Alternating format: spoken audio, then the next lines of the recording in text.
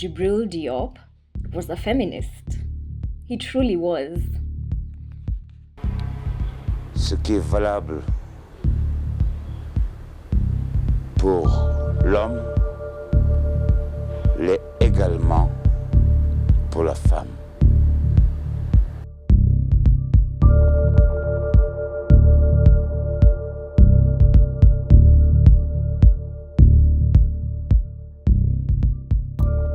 Djibril Diop Mambéty is often described as a rebel in African cinema. He was a visionary who defied the conventional ways of storytelling, structure, and representation. His 1973 film, Touki Bouki, is very important, and it was widely regarded as a landmark for post-colonial African filmmaking. It is raw, poetic, disorienting, and deeply political. But what makes Mambety truly important is not just how he told African stories, it is who he made space for within them. This essay asks, what if we read Touki Bouki not just as a post-colonial critique or a surreal adventure? What if we read it as a subtle yet radical feminist text? What does it mean to view Djibril Diop's world through a feminist lens? One that is rooted in African ideologies and not Western or any other imported ideologies of feminism.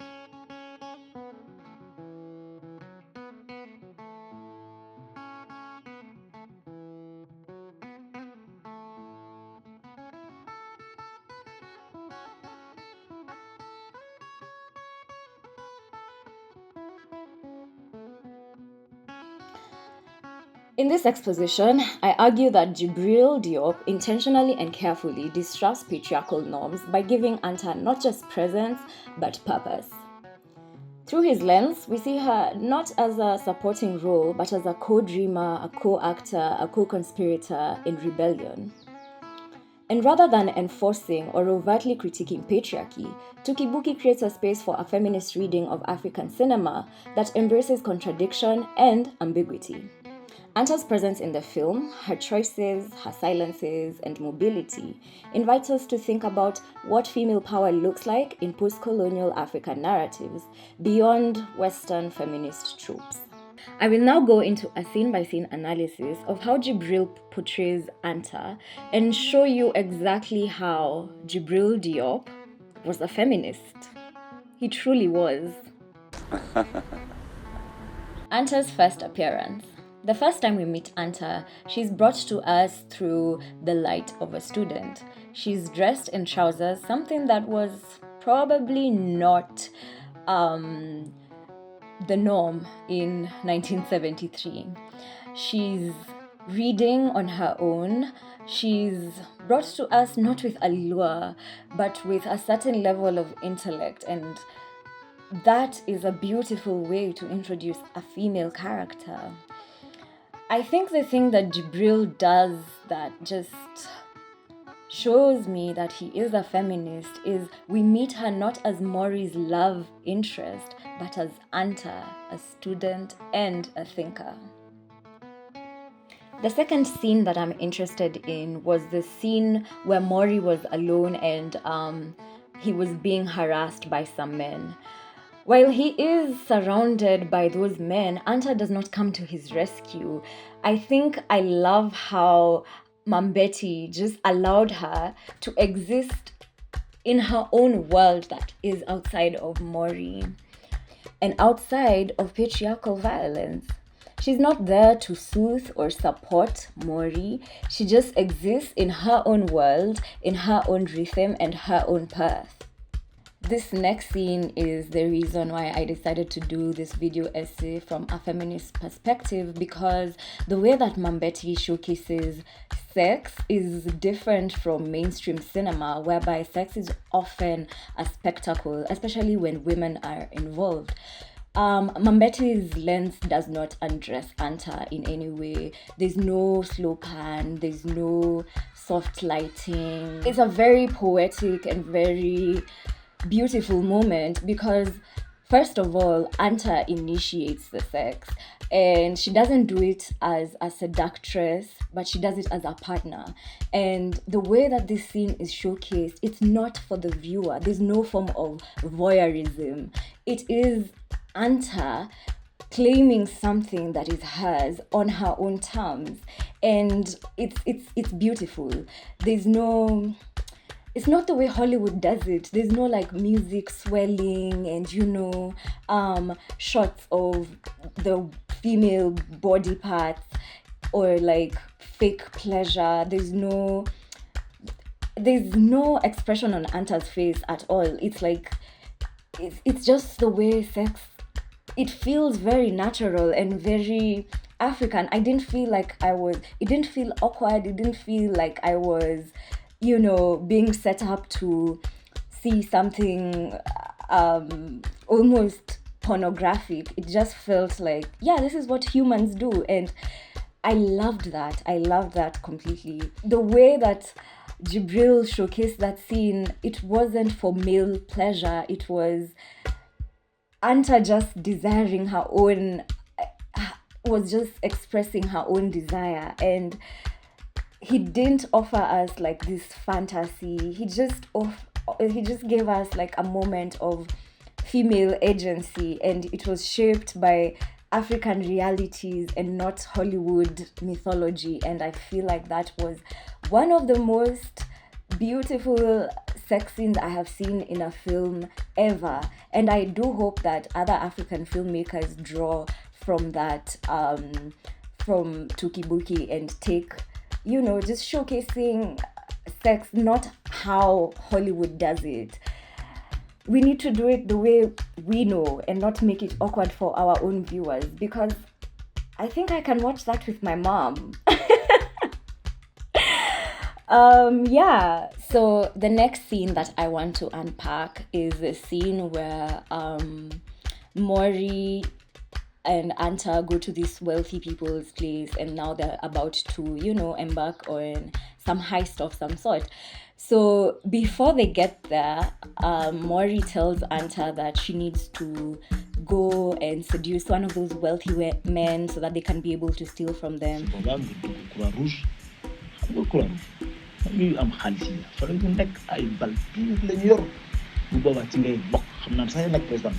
But the way that Djibril lets that unfold, he makes them go to these people, and then Mory ends up being the one who basically seduces like this queer rich guy. It was a very interesting way to see like that scene unfold. I didn't expect it at all.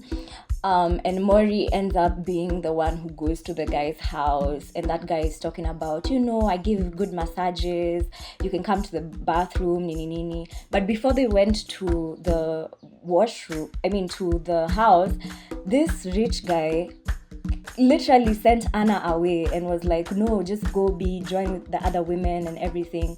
But Djibril doesn't let Anta go and join the other women. Actually, she looks at them, she looks at the area, she schemes something in her own mind.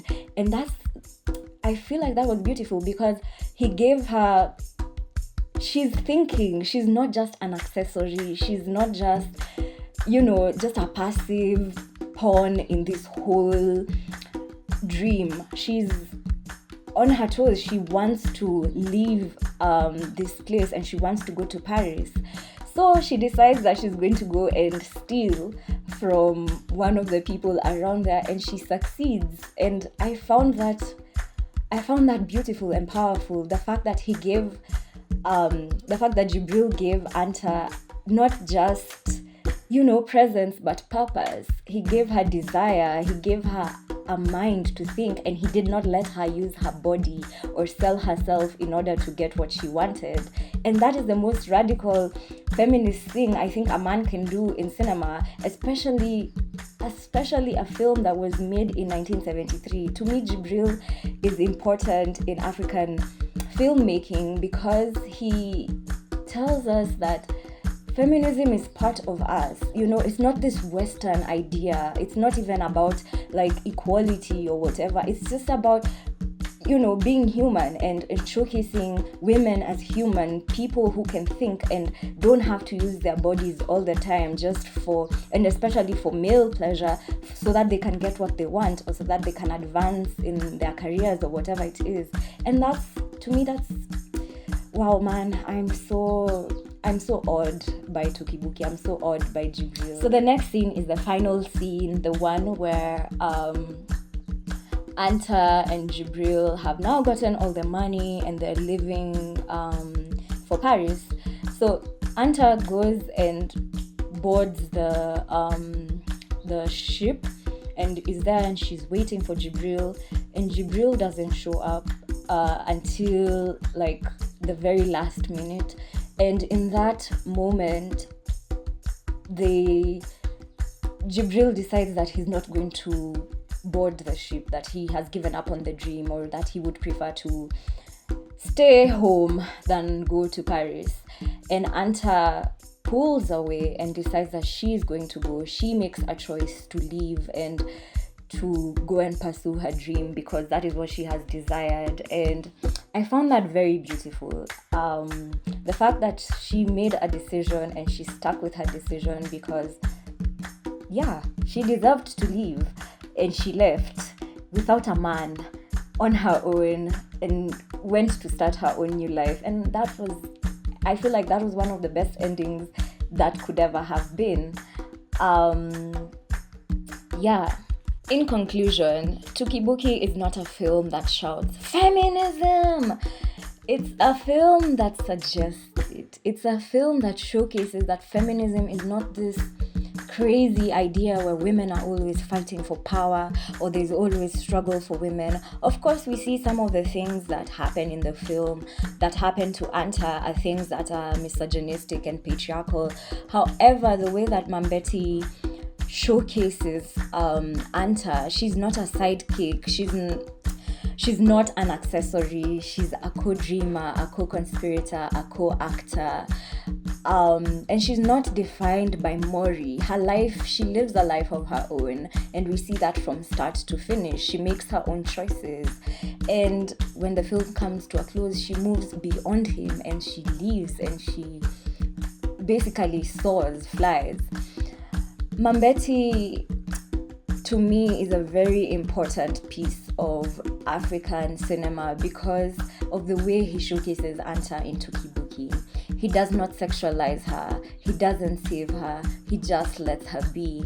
And in that space, in that film, the way he showcases her, where she rides and she chooses and she's mischievous and she's in her own world, making her own decisions, Anta becomes a quiet act of rebellion. And for me, that is what African cinema is on its own term, and that is what power can look like. Thank you so much for watching. I hope you enjoyed. I will be coming back with more of these takes. Stay tuned, subscribe, like, share, follow for more, and see you next time. Bye.